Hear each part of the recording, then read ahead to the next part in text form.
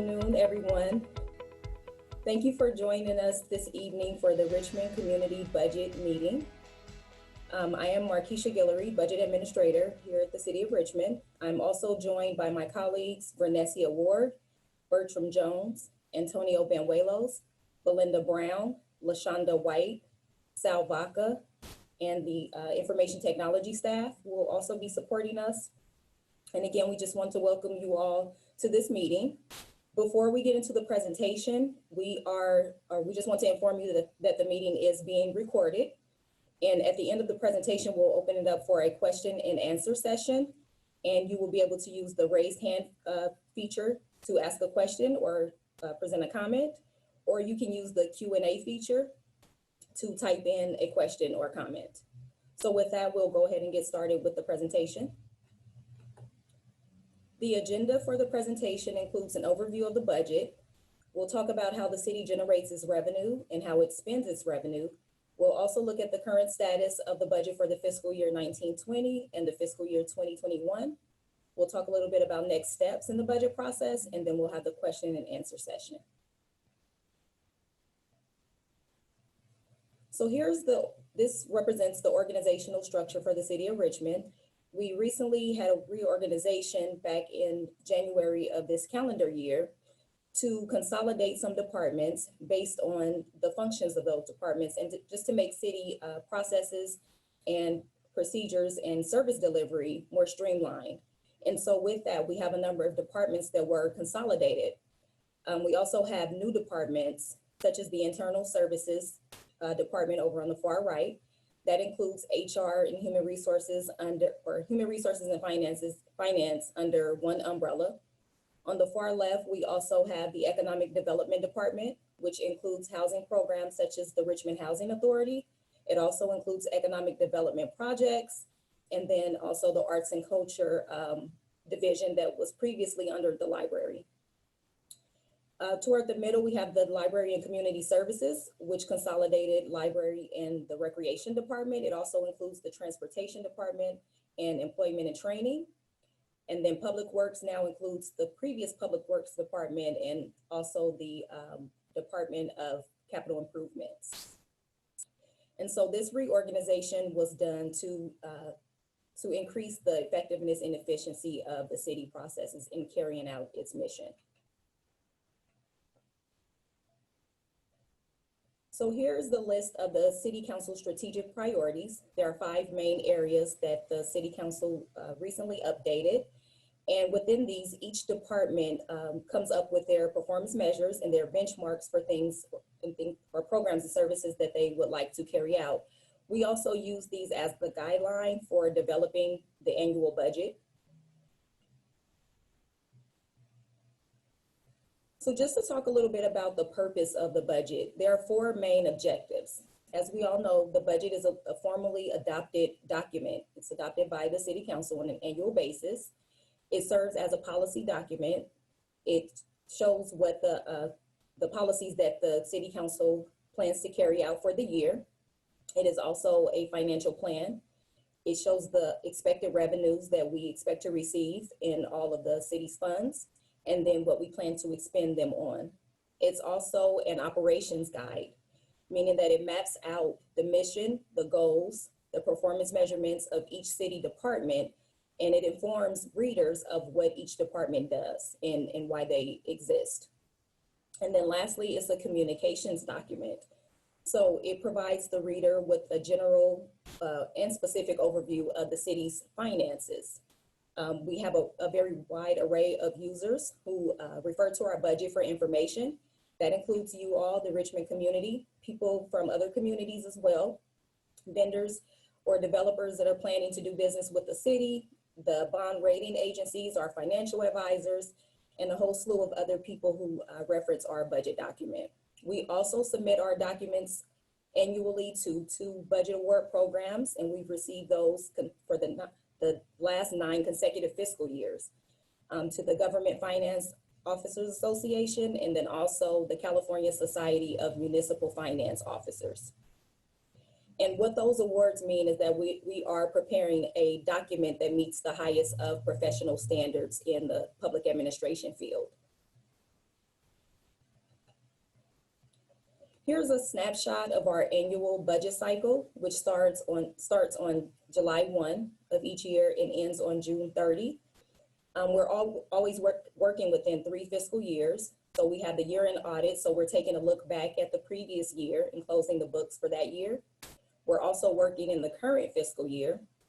On a monthly basis, we're looking at revenues and expenditures to see where we stand. And then at mid-year, we go back for the mid-year budget review to see where we are at the midpoint in the fiscal year, and we determine if any adjustments are needed at that point. And then we're also doing a look forward. So we're working toward the upcoming budget cycle, which starts in February. We have department budget hearings. We work with each department to enter their budget, and then we meet with them. The finance department meets with each department individually to go through their budgets. So we look at their organizational structure, see if there's going to be any changes to the previous year's budget, whether it's in the form of budget appropriations or position control, if there's going to be any changes to their positions.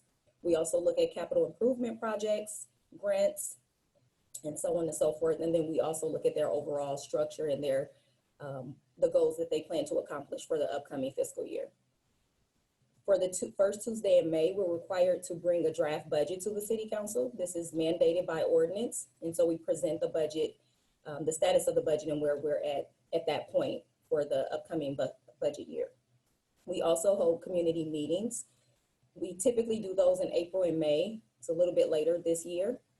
And then in June, we work to have the budget adopted by the last Tuesday in June.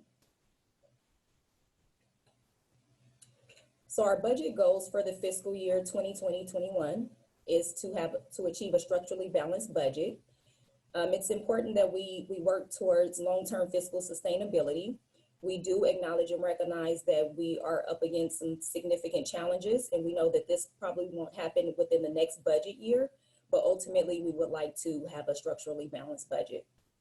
We're also working to preserve services as much as possible, given the economic challenges that we're facing, and that coupled with the COVID-19 has made it tremendously challenging for us this budget cycle. But we are working to minimize staff reductions and any impacts on staff, and then also ultimately to increase our cash reserves to policy level. The policy level is 15%. We're at 11% at this point, so we're a little lower than the policy. Ideally, we would like to have at least 16%, as that represents 2 months of expenditure coverage in a budget year. And so over time, we'll work toward that. And we also want to maintain our bond ratings. Back in 2015, we were downgraded, and we've been able to maintain our upgrade since then. And so we would like to maintain that. And one of the main factors is to have a healthy cash reserve. Some of our financial highlights is the last 5 fiscal years, we ended with a surplus in the general fund, which allowed us to pay down some of the historical negative cash balances in other funds. So we've made good progress there. We've also maintained our credit rating upgrade following the downgrade. So we would like to continue to maintain that. As I mentioned, we decreased the total negative cash balances over the last 3 years. And then we've also updated our 5-year budget forecast. It's very important that we keep this forecast updated because it allows us to proactively address any future challenges that fall out in the 5-year forecast. Some of our challenges includes the economic downturn combined with COVID-19. Also rising pension costs. Even though our staffing levels have remained stable, we still continue to see rising pension costs. We have unfunded deferred maintenance that have been deferred for many years at this point, and so we haven't been able to build up reserves to address those needs. Our reserve policy is still below target, and then we still have a balance of negative fund balances to address over time. So with that, I will turn it over to Accounting Manager Antonio Banuelos to talk about how the city generates its revenue. Thank you, Markeisha. About 78% of the city's general fund revenue comes from 3 main taxes: utility user tax, sales and use tax, and property tax. The rest of it, the other 22%, comes from various different types of taxes and fees, including hotel tax, franchise fees, documentary transfer tax, rent that we charge, fees for services, grants, and operating transfers into the general fund. I'll focus on the main three in the next couple of slides. So for property tax, property taxes, of course, these are paid directly to the county by the property owners, and then the county remits it to the city of Richmond. Not everything you pay to the county, though, actually comes back to the city. Of the 1% assessed valuation tax, only about 28% comes back to the city of Richmond. The bulk goes to the school system. The city will receive about $44 million in property taxes in both current year 1920 and next year 2021. The forecast for next year takes into account the sales that occurred in 2019. The Proposition 13 mandated a cap of 2% for most other properties. So if it didn't sell, the most it can go up is 2%. The forecast assumes the Chevron refinery, valued at $3 billion last year, stays about the same this coming year. Now, if the county increases their valuation, that means more money for the city. If it lowers it due to decreased value stemming from lower productivity or lower revenues tied to the lower crude oil prices, then that means less property taxes, less revenue for the city of Richmond. We are currently not expecting any declines in fiscal year 2021 due directly to COVID-19. This could change if housing sales decline and prices actually drop down further down the road. A big concern is the value, as stated before, of the Chevron refinery dropping due to the lower production and lower crude oil prices.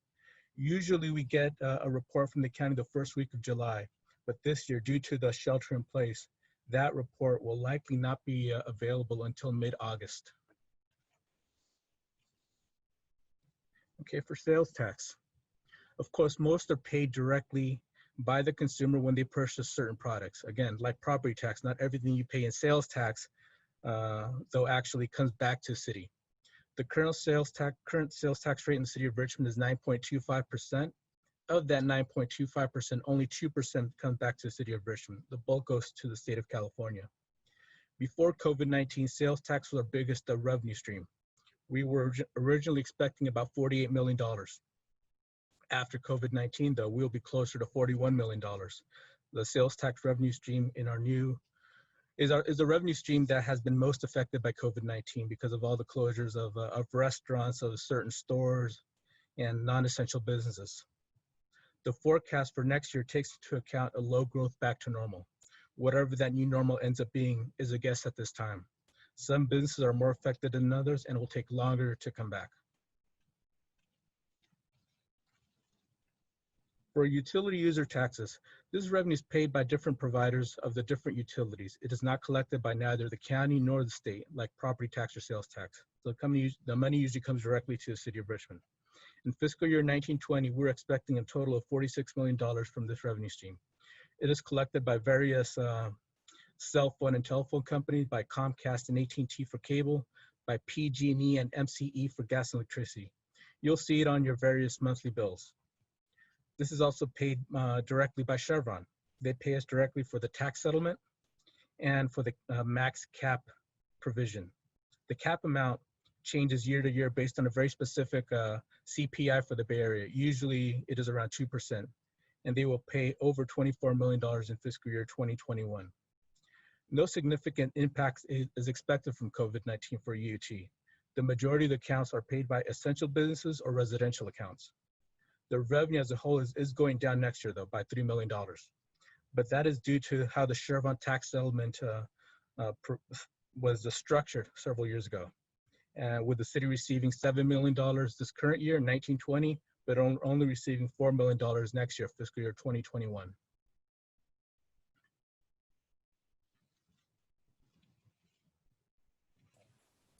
Okay, so moving over to expenditures and how the city uses its revenues.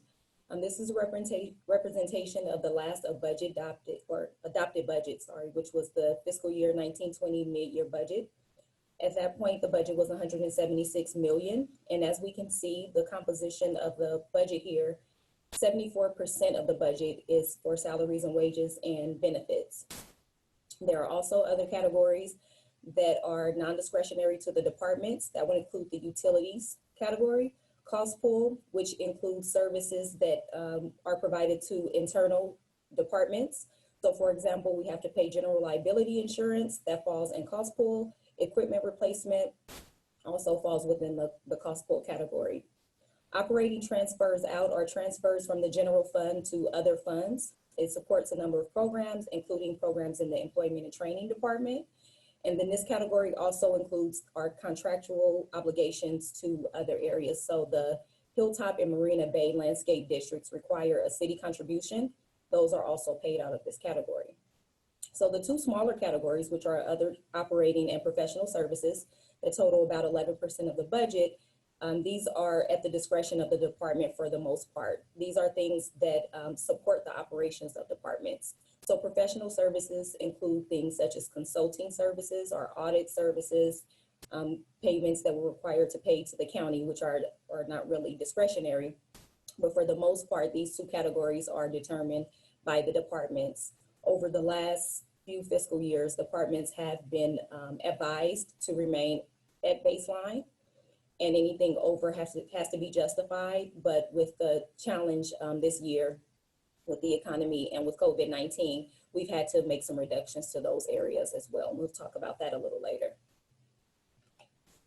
So here's the same information, and it's by function. As we can see, 58% of the budget goes to public safety. The next highest category is general government, and general government includes the internal administrative departments.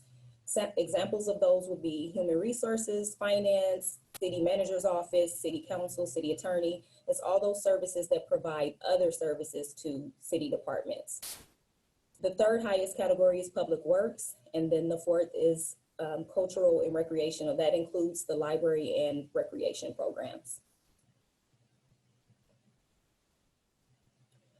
So with personnel being the largest cost within the budget, we wanted to show our staffing levels over the last 10 years. And as we can see, we've continuously reduced total FTE in both the non-sworn and sworn categories from fiscal year 10-11 all the way through fiscal year 19-20. Although our costs continue to rise, mostly in the, the pension costs, we have stabilized our FTE and even, we see a significant decrease of almost 100 FTEs from fiscal year 10-11. So this shows the 5-year trend of the growth rates in our pension costs versus our staffing levels. So again, as we can see with the red line, which represents staffing, we've remained fairly stable. However, our growth in the pension rates they have grown exponentially over the years, although we've stabilized. And there's been a number of things that have happened. So it really depends on market conditions in terms of the investments for CalPERS. And about 3 years ago, there was a return on investment issue where the amount that they expected to, the return that they expected to get was actually lower than what was projected. And so agencies had to make up those costs. And so they have increased over the years. They continue to increase. And now with COVID-19, we're seeing that the interest rate market is having some volatility, and we may experience more increases in pension costs over time.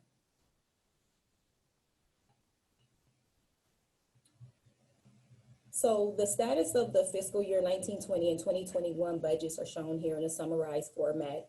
As I mentioned before, our last adopted budget was the mid-year budget review. At that point, it was balanced and had a small surplus of $192.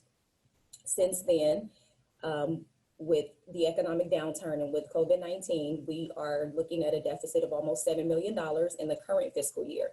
And we have started working and implementing measures to reduce that in the current year to avoid dipping into our reserves.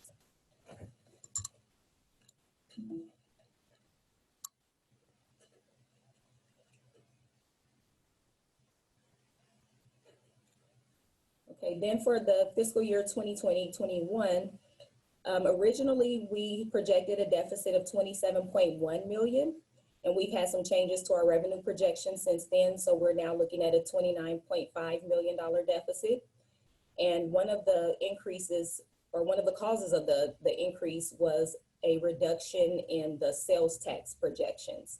So as we get new information, we are continuing to refine both our revenue and our expenditure projections. And as it stands, we're at 29.5 million.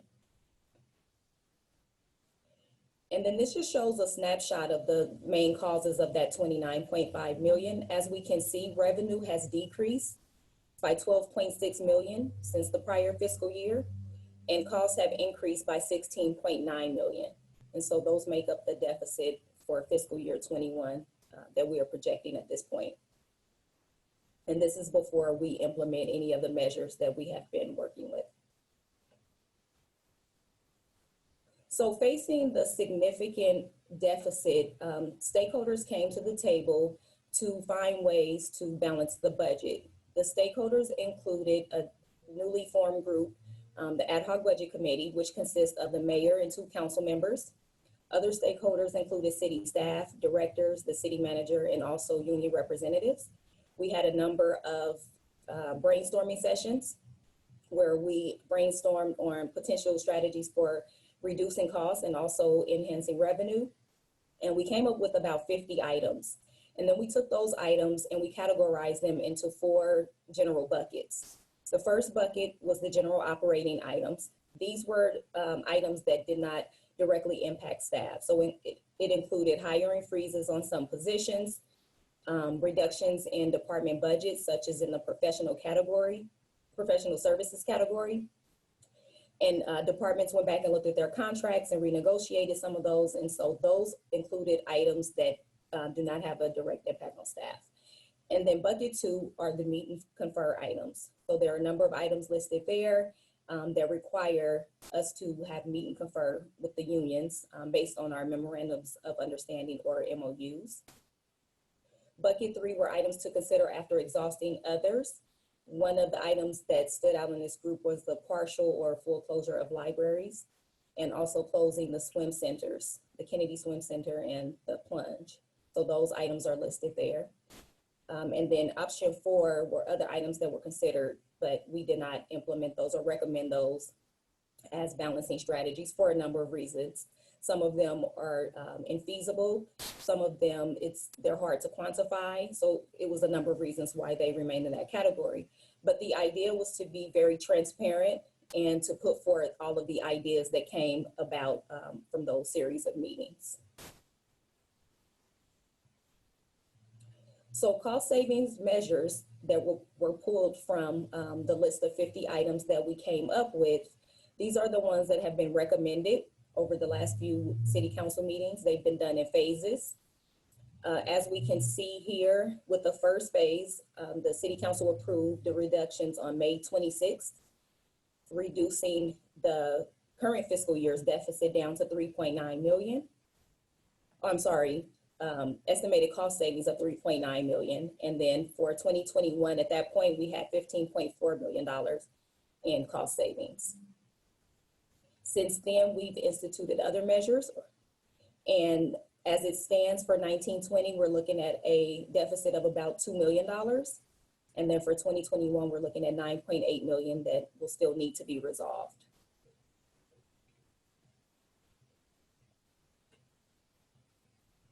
It should also be noted that we looked at every department. Almost every department was able to come up with cost savings in their budget, both in the current year and the fiscal year. So we left no stone unturned throughout this process, and we're continuing to look at that and refine the numbers as we have more information. But this is where we stand in terms of the deficit balance. And so we have to start looking at other areas within our budget balancing strategies, including the meet and confer items.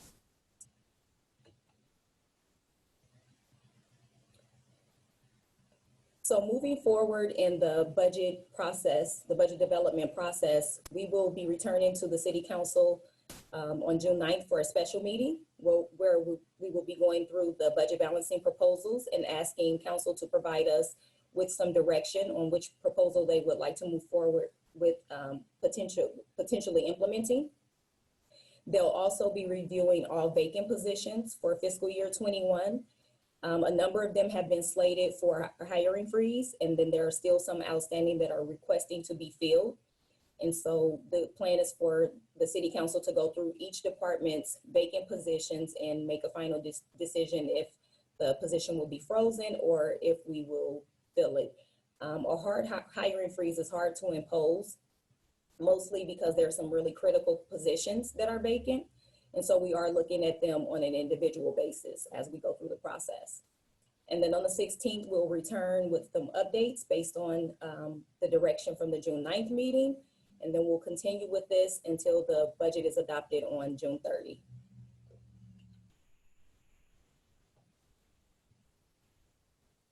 So as I mentioned, we'll be taking the proposals next week, come back on the 16th with updates. We're also supporting Lift Up Richmond on the ballot measures. They're going on the ballot in November. And then ultimately the goal is to adopt the balanced budget. And so I just want to summarize everything and wrap up the presentation by saying that it's difficult for us to achieve a structurally balanced budget, but given the long-term overview or the long-term view that we're trying to achieve, we really want to start to build a budget that is structurally balanced to maintain or to achieve long-term fiscal sustainability. And we also want to have a higher cash reserve level just in case we have any future challenges such as COVID-19. We really want to be in a position to be able to address that without having to make really drastic decisions as we are now.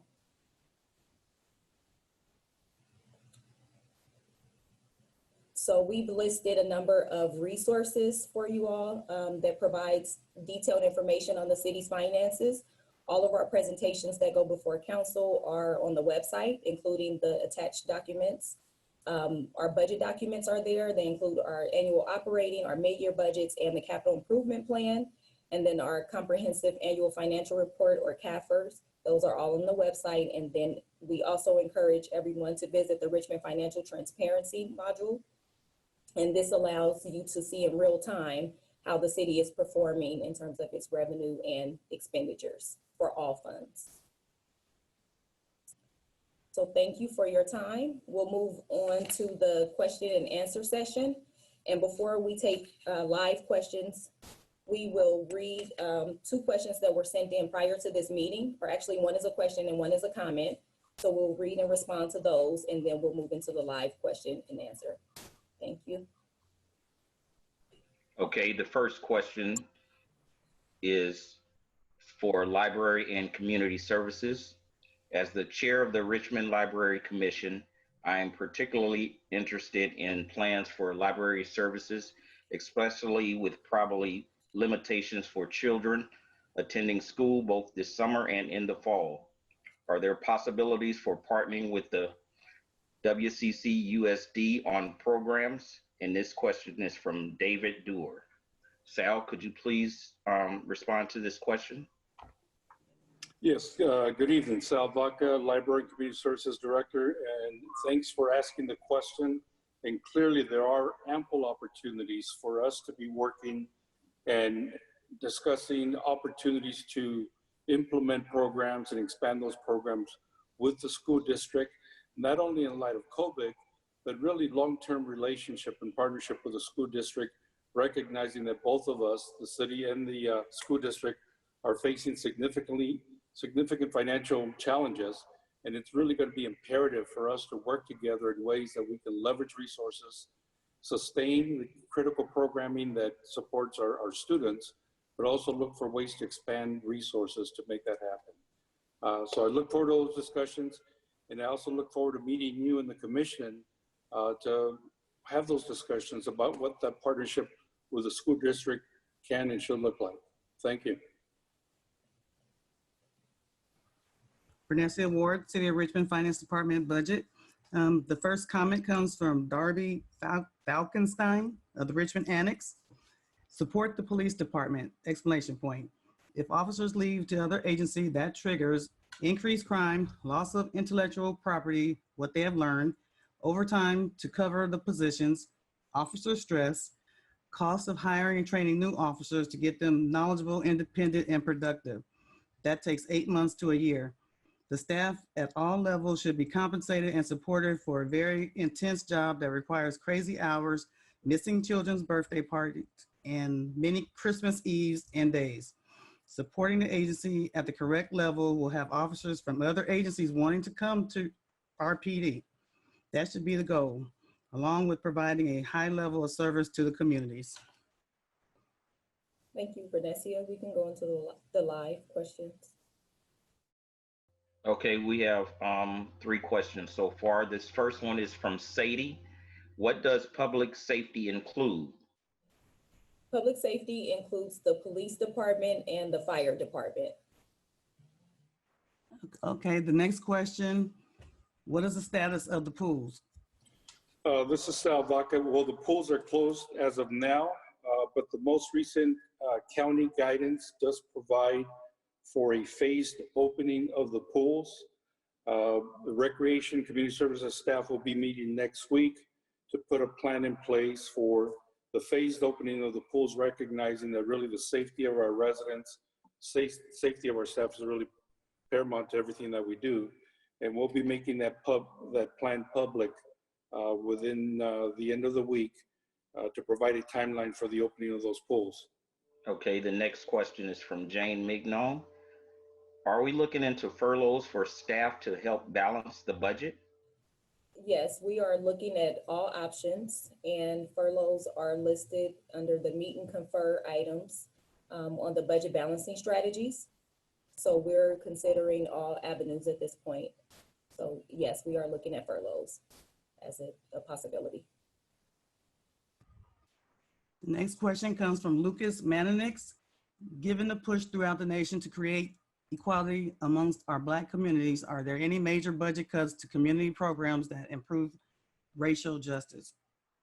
LaShonda White, Acting Deputy City Manager for Internal Services. Thank you for your question.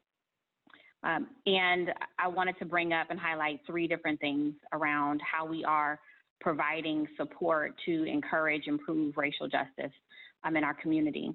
One is that the City of Richmond is a part of a network called the Government Alliance on Race and Equity.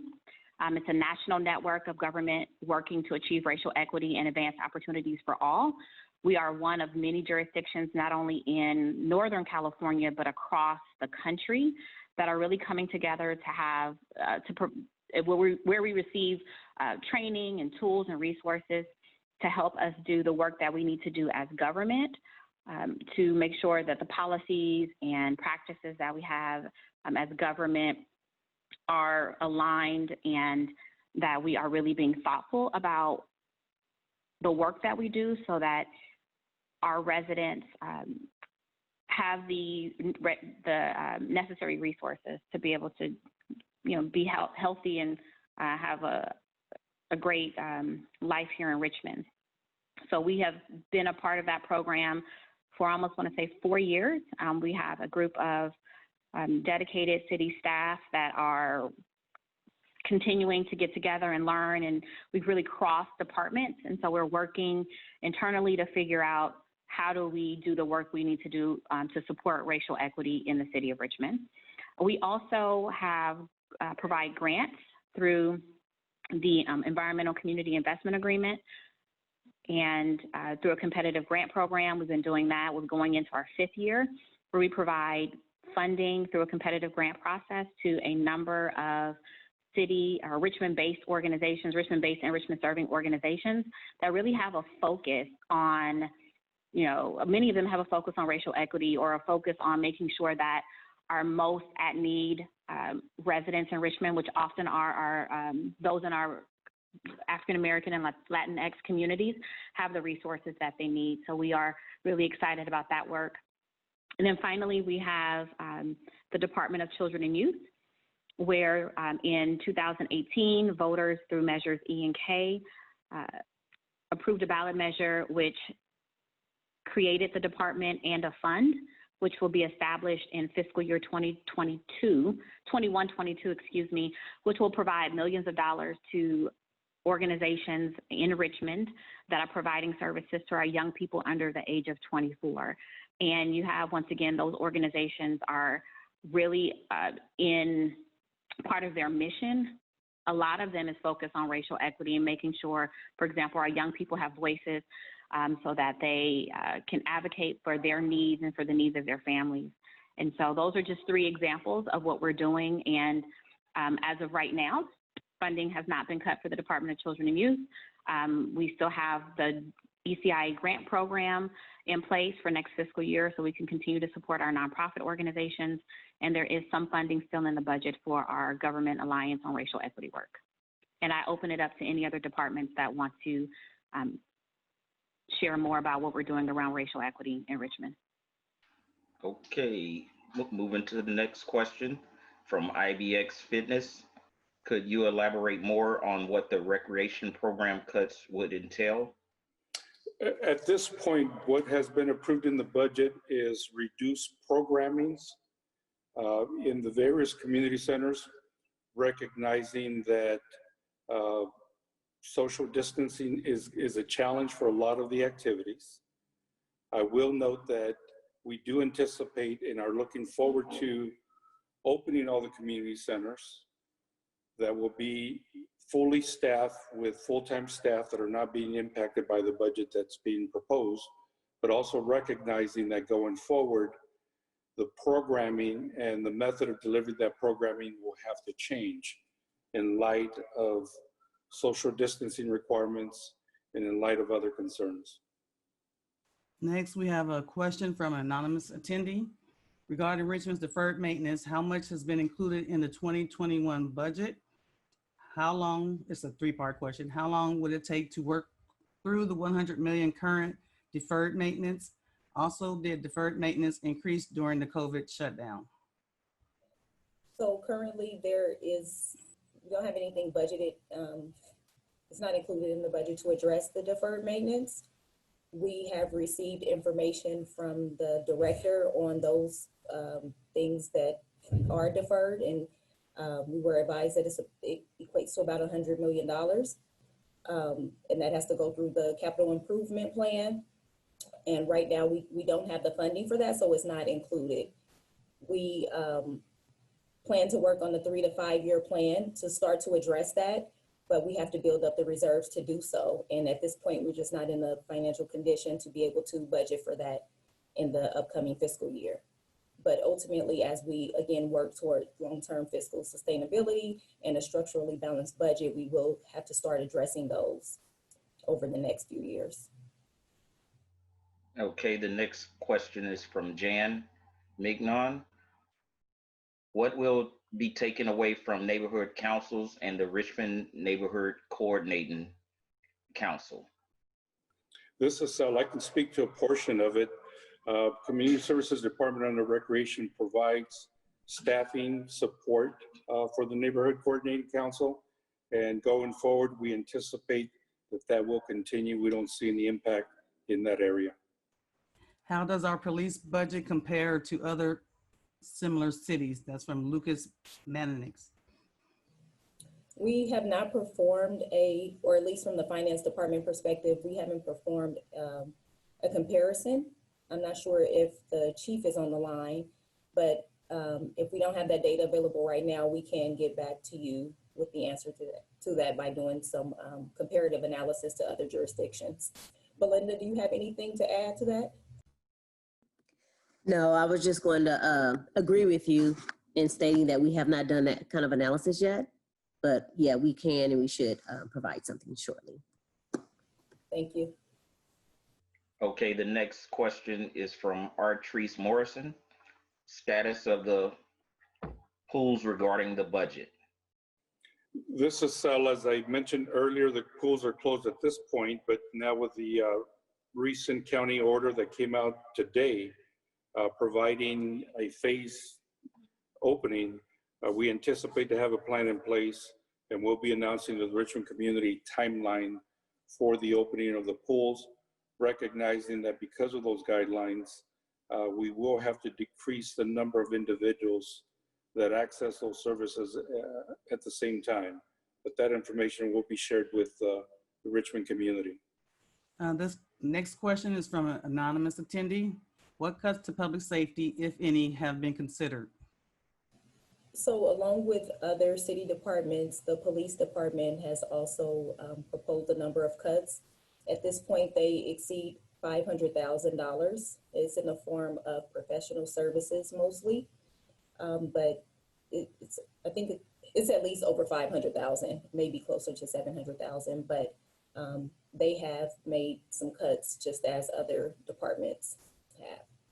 And those are included in our cost saving measures that have been presented to council. Okay, the next question is from Mr. Toro. Can the city save money by grounding police helicopters, please? So the city, we do not have any helicopters. And if we were to be in need or need a helicopter, we would have mutual aid, which is, I believe, we would go to the county for that. So that's not a part of our budget. Okay, the next question is from Darby Falkenstein. Are there any state or federal grants available that would help? And would each department be required to write their own grants based on needs? In regards to COVID-19,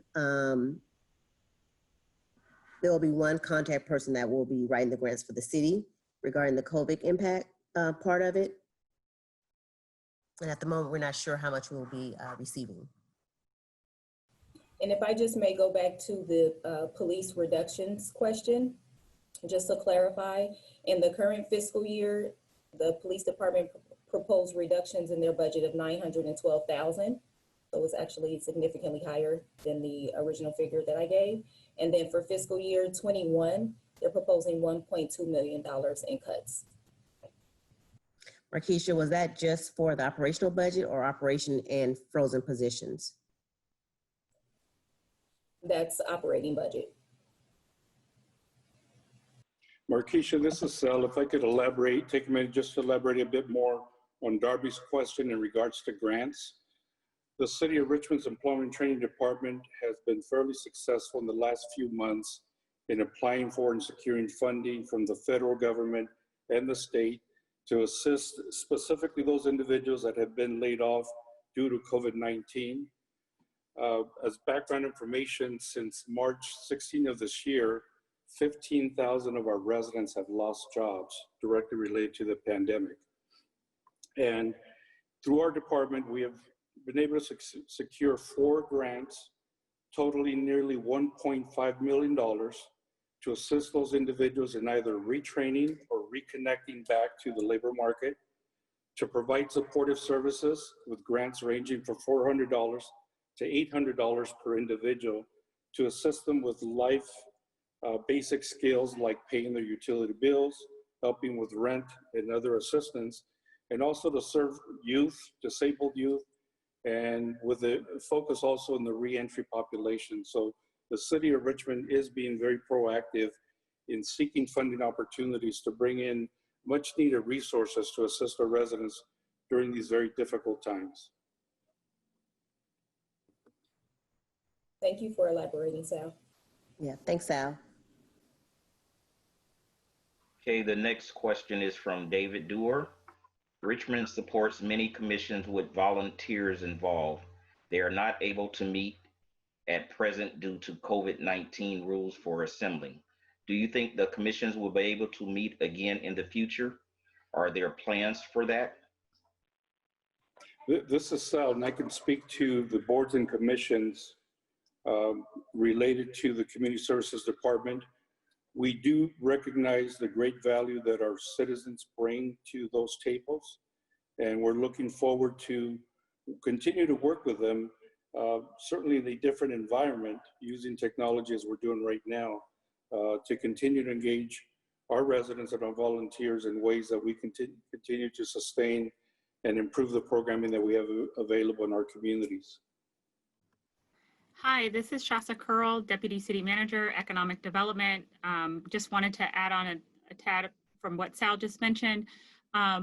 As we are all embracing this new normal of utilizing technology like Zoom and WebEx, we really commend our IT staff for rolling that out initially with City Council, Planning Commission, Design Review Board, and there's been a number of other entities that have begun to use it. So for example, it is our intention in the city manager's office.